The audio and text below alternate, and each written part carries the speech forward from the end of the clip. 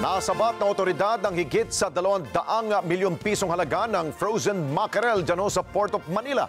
Sa harap nito, inihirit ng isang mambabatas sa dapat mapatawan na mas mabigat na parusa ang mga nasa likod ng importasyon nito. Madeline Villar, Moratillo sa balita. Mas mabigat na parusa umano ang dapat na ipataw sa mga nasa likod ng ilegal na importasyon ng 202 milyong pisong halaga ng frozen mackerel na nasabat sa Port of Manila.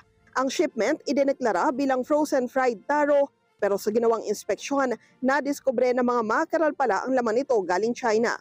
Agad na nag-issue ang BOC ng warrant of seizure and detention laban sa shipment dahil sa paglabag umano sa Customs Modernization and Tariff Act. Pero giit ni Agricultural Sector Alliance of the Philippines o AGA Party List Representative Nick Briones, hindi sapat na paglabag lang sa CMTA ang isang palaban sa mga nasa likod ng nasabing shipment. Kung ako tatanungin, pasok yan doon sa Anti-Agricultural Economic Sabotage Act na yan ay non-bailable, lifetime imprisonment, kaya dapat nakakulong.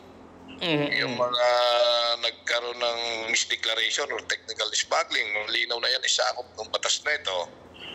So, doon dapat pailan ng kaso. Malinaw naman aniya na bukod sa technical smuggling, nagkaroon na rin ng misdeclaration. 200 milyong piso aniya ang halaga nito na pasok sa nakasaad sa bagong batas na Anti-Agricultural Economic Sabotage Act. Giit ni Briones, dapat magkaroon ng malalimang investigasyon dito. Bakit nila pilit na doon sa CMTA na law ipasok yung kaso? Ba't hindi nila i-turn over sa NBI, sa Enforcement Group ng Economic Sabotage Council, at nang yan ikagat ay nakakulong at kagat masampulan, makulong at Tariff Act na wala namang napapanagot pa hanggang ngayon. Ang napatunayan lumabag sa nasabing batas bukod sa multa, pwedeng mabilanggo ng hanggang 3 taon. Madeline Villar, Moratillo para sa Mata ng Agila. Matatag, matapang, matapat.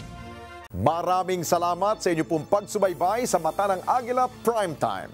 Para malaman ang matatag, matapang at matapat na mga balita, i-follow lamang at mag-subscribe sa AtNet25 TV.